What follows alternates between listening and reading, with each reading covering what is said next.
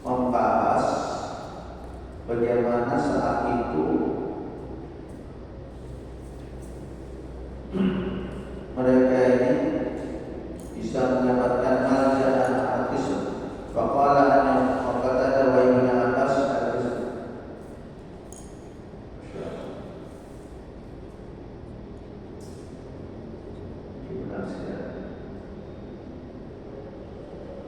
Qala ibn Abbas al-maqarat di mana qiratun wasuldan radiyun. Kemudian ada tata mulia sama golak golak lain. Oh ini dengan paham ya. Ada golak itu gua tapi di dalam air. Wah, ada tak usah. Nanti paling aman nih. Nanti masuk gua, kemudian ada air. Nyilam dulu ke air, baru nanti setelah itu ada gua.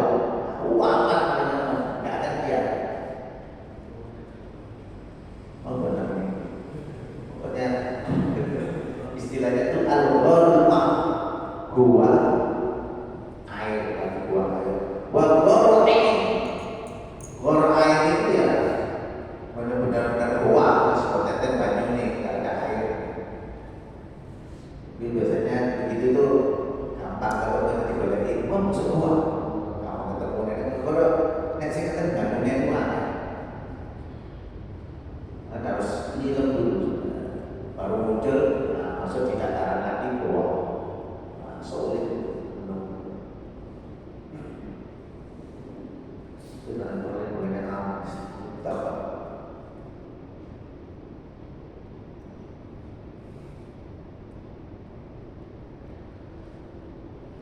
Allah dakhala mufta'alan dengan duhul. Jadi yang mufta'alan itu ya pokoknya ada masuk, masuk maslakan tapi duhul di mana ada jalan masuk untuk di situ. Nah ini penjelasannya itu jelaskan rinci di bawah.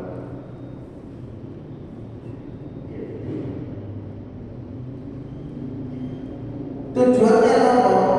Lawan mereka agar lari, bahwa dia cepat dan mereka lari dengan cepat dengan tergesa-gesa. Berjamaah, kita lihat dulu sampai sama. Lapan.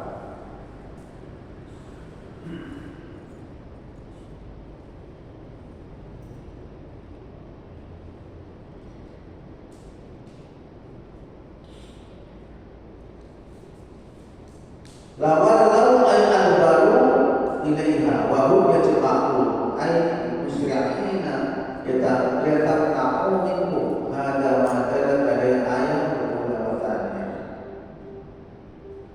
Oke, teruskan dulu. Memang orang kafir begitu. Jadi bagi mereka memang ini mungkin bisa jadi yang dimaksud Nabi ini yang dimaksud Allah Subhanahu wa taala di ayat ini, orang munafik itu begitu lihainya, begitu apa ya, lihai di mereka untuk mencari perlindungan. Bagaimana mereka itu benar-benar aman, tidak dikenali orang, jadi tempatnya pun aman. Itu munafik itu. Makanya di sini diawali dengan lau yajiduna malja. Di sini bukan huruf lau. Halo, huruf apa? Lau ini dalam bahasa Arab termasuk harfut tangan, huruf yang berfungsi sebagai keinginan untuk melakukan sebuah keinginan, tapi bisa dikabulkan. Lau ada di makna taraji, harapan. Kalau lalu keinginan yang tidak akan tercapai, tidak akan terkabul. Kalau taraji, harapan bisa terkabul. Contohnya kayak la'allahu yarjuna rahmatullah.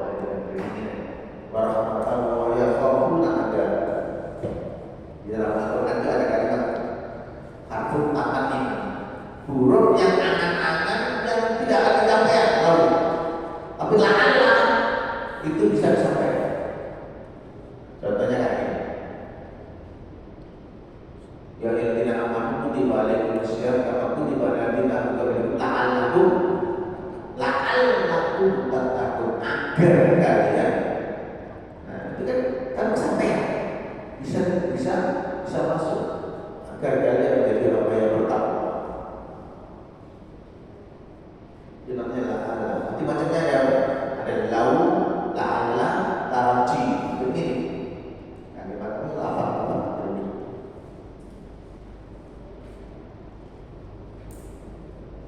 Kalau mau bahas ini kapan-kapan ya, saya kemarin masih tadi saya melacak kitab yang membahas tentang itu, namanya Al-Furuq fil Lughah. Al-Furuq fil Lughah, lafaz-lafaz yang beda-beda, yang unik-unik dalam bahasa Arab.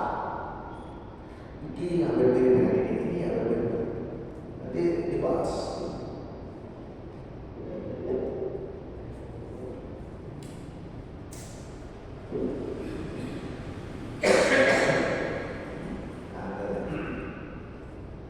Jadi kalau ada lafaz-lafaz yang unik, contohnya kalimat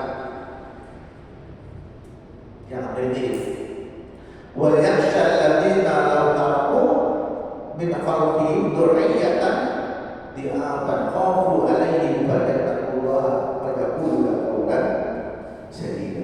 Pertama, fa yakhsha alladziina, maka hendaklah kamu takut. Tidak tahu kalau ini terjemah apa? Surat An-Nisa. Wajah siapakah adalah kamu takut meninggalkan generasi yang lemah. Khawfu. Nah ini maknanya apa? Takutlah kamu. Jadi pertama maknanya takut, yang kedua juga maknanya takut. Nah itu apa bedanya? Lafaznya modern, mesti lafaznya berbeda, maknanya berbeda. Kamu bisa.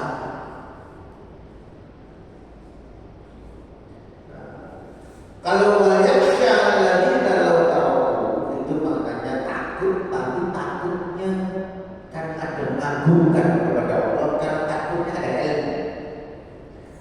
Makanya dalam ayat-ayat innama yakhsyallaha min ibadihil ulama. Sesungguhnya yang takut kepada Allah itu hanya ulama.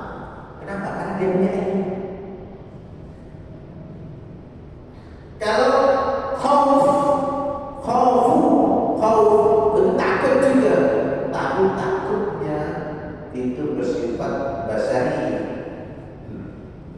takut yang bersifat insting malu, takut dengan ular. Walaupun tidak semua orang takut dengan ular, takut dengan macan, takut dengan banjir. Semua orang tidak ada yang suka banjir, tidak apa-apa, begitu kan? Semua orang pasti takut.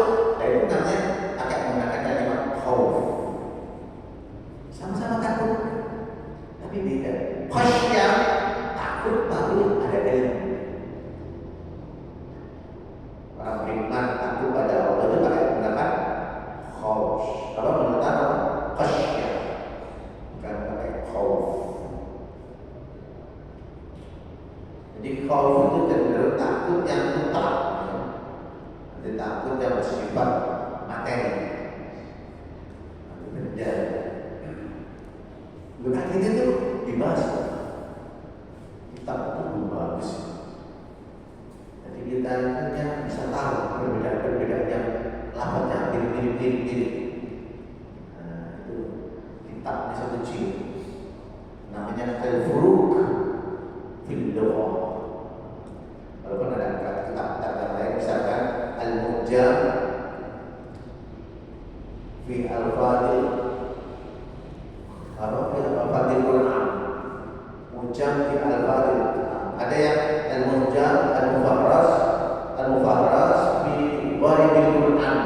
Ada juga yang ditulis oleh Syekh Imam Al-Asbahani, Muslim Al-Asbahani. Itu satu jilid. Kumpulkan semuanya kitab itu, nanti tak pelajari huruf masing-masing. Kan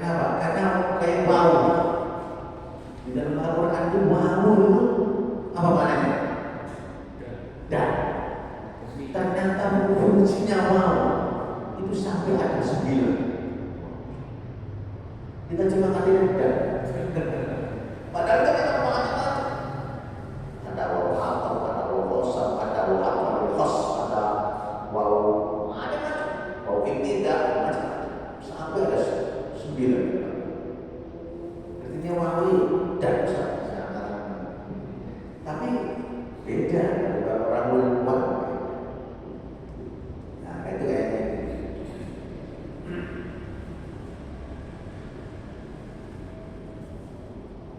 Oke. Waminhum. Nah ini makanya orang munafik itu begitu. Dan seakan-akan Allah menggambarkan di ayat ini bahwasanya orang munafik itu begitu lihainya, begitu piwawai dalam hal golek sinyal-sinyal itu. Tak ada tempat untuk berlindung. Wah, piwai.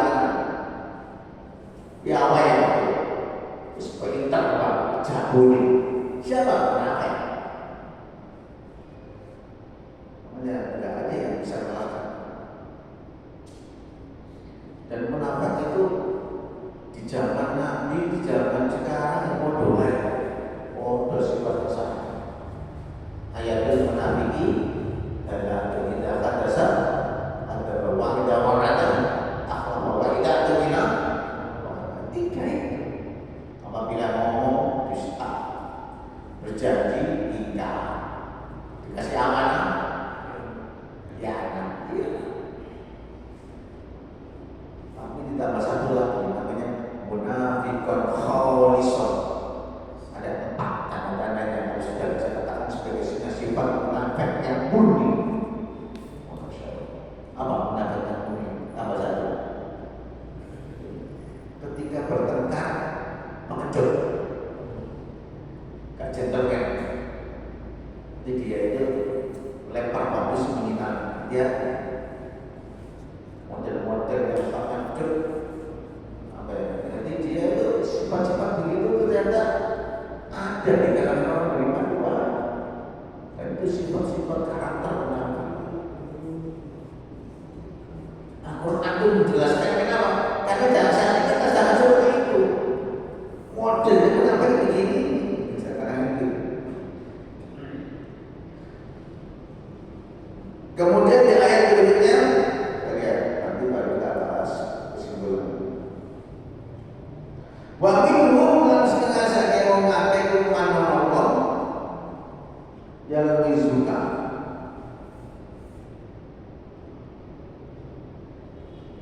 Kang padha ilane sapa wong akeh nyolokna sapa wong isi lengkap. Bisa sedekah ing dalam sedekah. Zakat. Ba'in mutu minha radu. Ba'in mutu mengelaman diparingi seluruh kami menghasilkan sedekah radu sawana. Wah, ketiga itu sawana terus kapan-kapan dia protes. Ba'in lam yutau dan lamun radikai menghasilkan sedekah. Ida mengenai itu hutan maka bila suatu bodoh remoreng ya.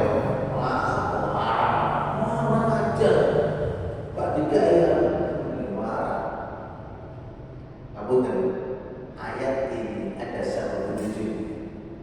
Ya, ayat apa lagi? 58. Ini ada satu tujuh yang 58. Jadi mereka ini sebenarnya saya dalam tafsir yang namanya harganya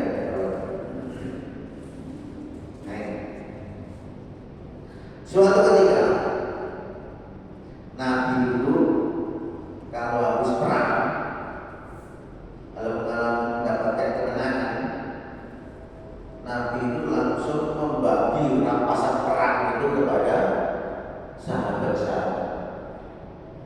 Kebetulan ada sahabat itu dia orang baru, perangnya belum lama, dikasih oleh Nabi banyak bagian.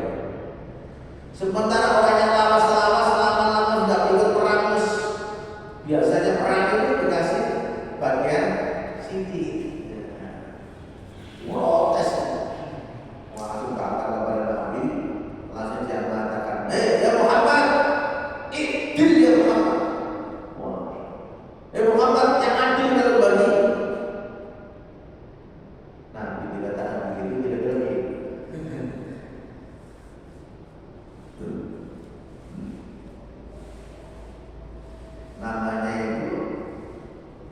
Turkus Ibnu Jubair.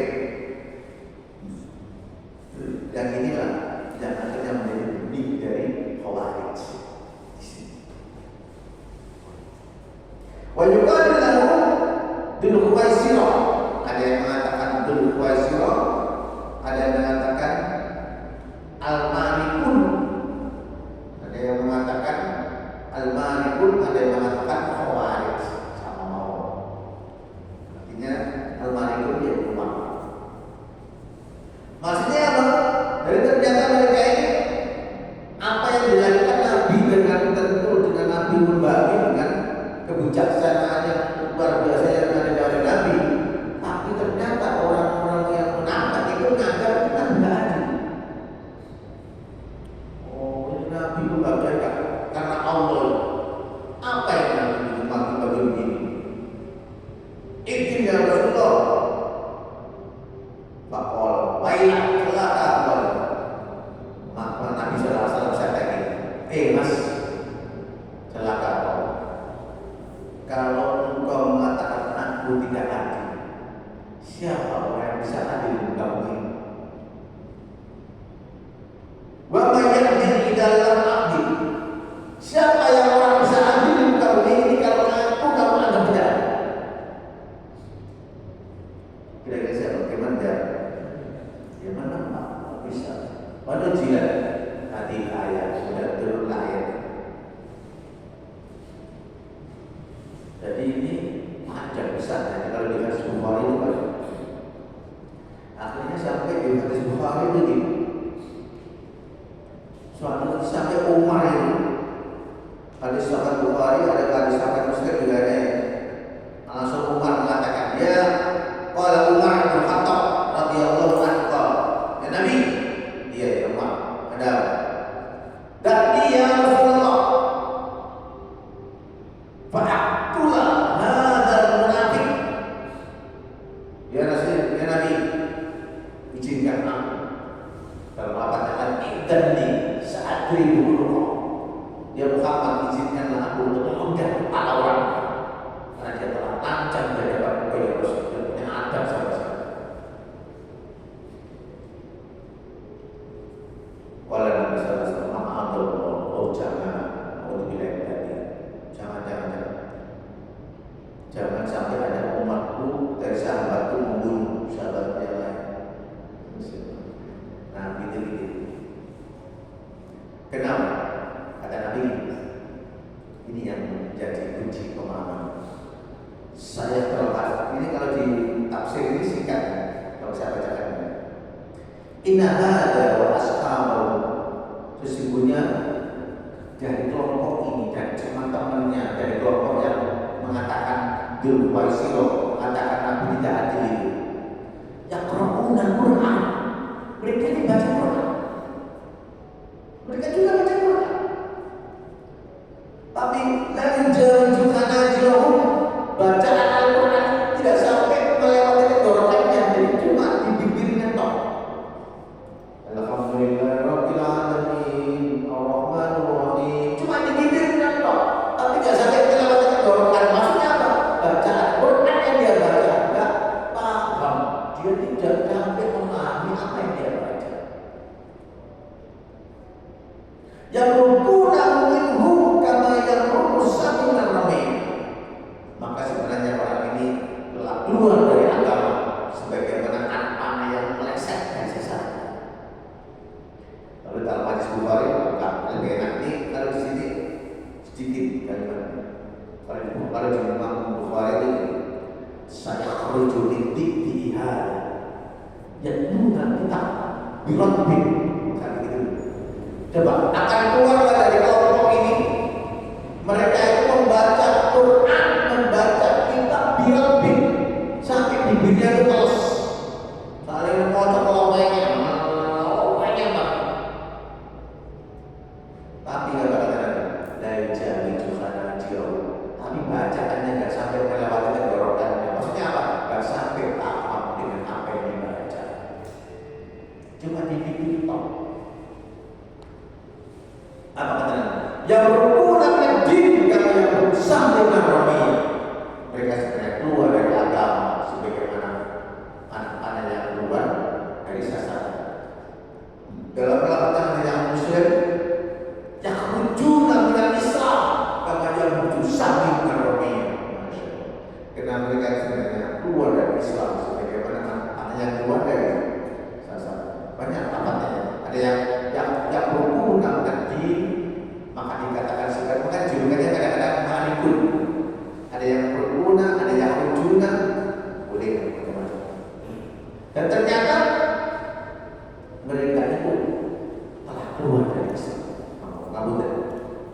Qurannya enyek sampai bibirnya basah. Saya kesalahan teles bibirnya, makanya harus mau ambil lagi. Bahkan dalam hadis yang lain, kalau puasa kamu dengan puasa mereka, karena apa? Mereka puasanya lebih bagus. Sholat kamu dengan sholat mereka, karena apa? Sholat mereka lebih bagus. Tapi mereka ternyata apa? Yang berguru di rumah dari agama. Ternyata sebenarnya orang Khawarij itu ya apa ya? Ya sama dengan termasuk turunan dari sifat munafik. Turunan dari sifat apa? Sifat munafik. Maksudnya yang muncul dari Khawarij. Bukunya banyak ya. Kalau dengan Khawarij sendiri itu nanti akan pecah menjadi 72 kelompok firqah. Banyak macam-macam. Ini sampai banyak banget. Itu Khawarij. Makanya dia, akhirnya Khawarij itu muncul, mereka itu pemahamannya serantangan, pemahamannya itu koyo-koyo pinter tapi sebenarnya gak pinter. Posawan paling ngomong dia bohong tapi sebenarnya prakteknya gak cocok. Itu Khawarij. Dan dia biasanya Khawarij itu selalu sudut dengan orang-orang beriman. Mesti sudut. Wow, enggak benar. Ayo sudut. Hati-hati. Kita jangan punya sifat yang sudut, mudah sudut dengan sama-sama kaum muslimin. Ternyata itu adalah benih-benih Khawarij. Hati-hati. Kalau bahas ini sendiri, lama. Teman-teman kalau mengatakan bahas khusus Khawarij itu apa? Sampai ada bukunya khusus membahas khusus buka Khawarij. Makanya Nabi tadi mengatakan, jadi saya cumi dia akan keluar dari kelompok ini. Dari kelompok ini maksudnya siapa? Kelompok yang menganggap Nabi gak adil tadi itu. Kelompok yang menganggap yang sudut kepada Nabi dianggap Nabi tidak adil. Kenapa kelompok Khawarij? Apakah sekarang masih ada Ustaz? Banyak.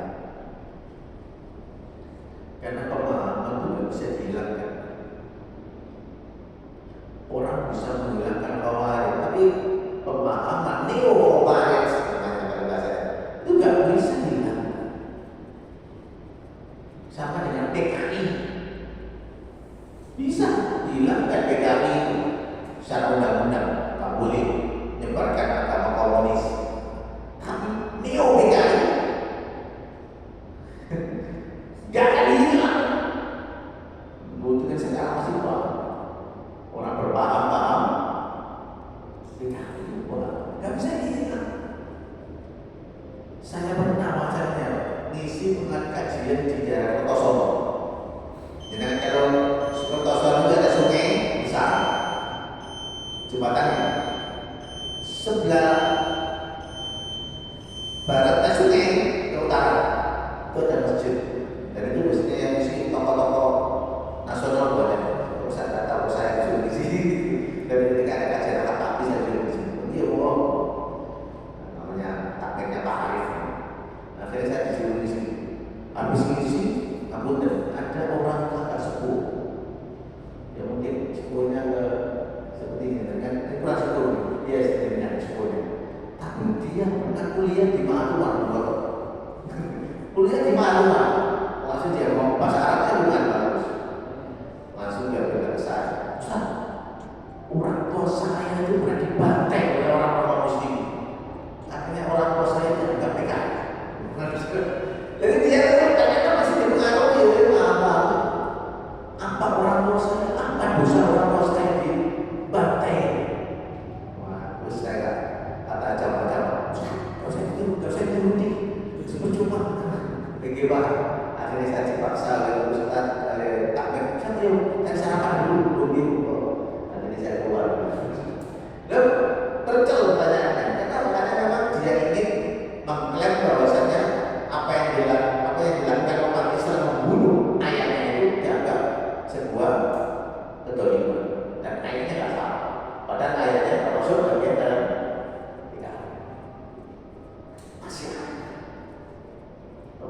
situ ada, situ banyak lapangan.